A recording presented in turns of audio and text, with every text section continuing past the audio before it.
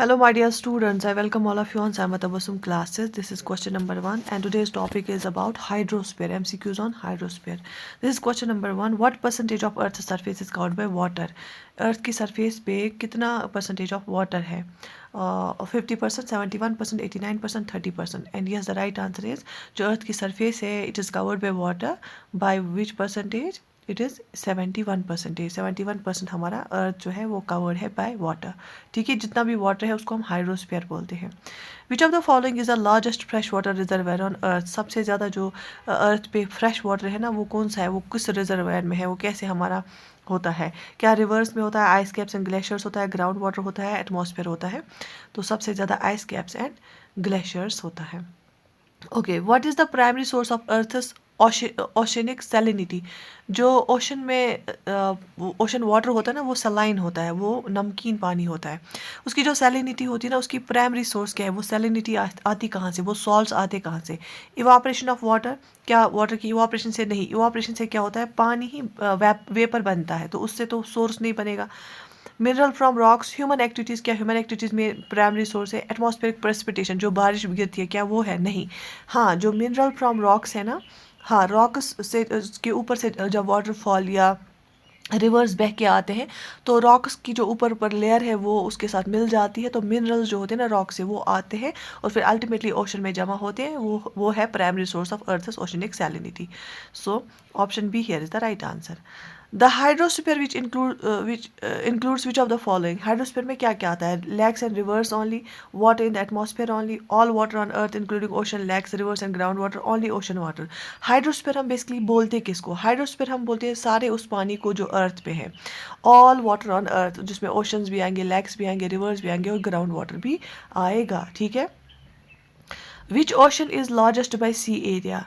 जो कौन सा ओशन सबसे ज़्यादा बड़ा है सी एरिया के हिसाब से? Indian ocean, Atlantic ocean, Arctic ocean, Pacific ocean. And yes, the right answer is Pacific ocean. Option D is the right answer. What process describes the movement of water from the earth's surface to the atmosphere and back?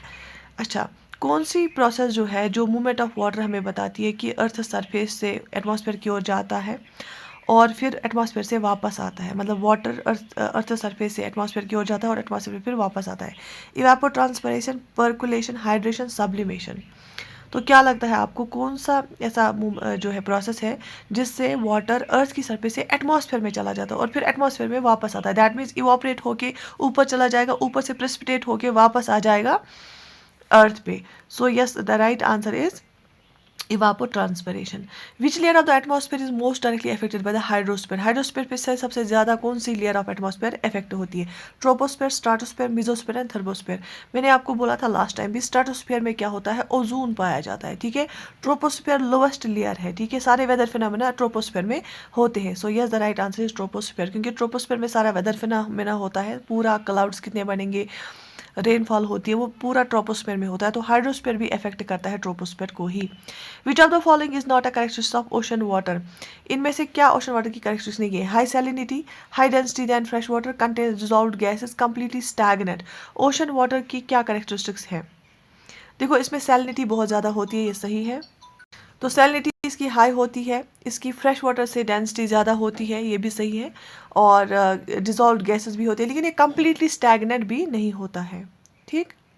Okay, the term aquifer refers to, जो aquifer term है ना इसका मतलब क्या होता है?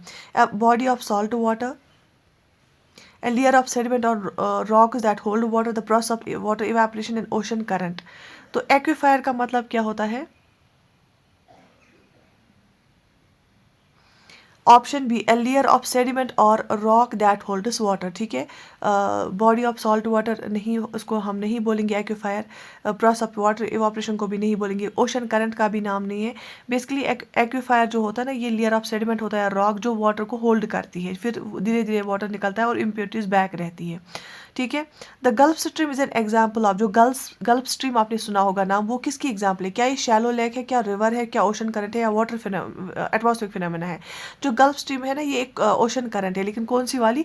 ये एक वार्म ओशन करंट है। ठीक है, जो गल्फ के अराउंड होती है, तो ये this is an ocean current.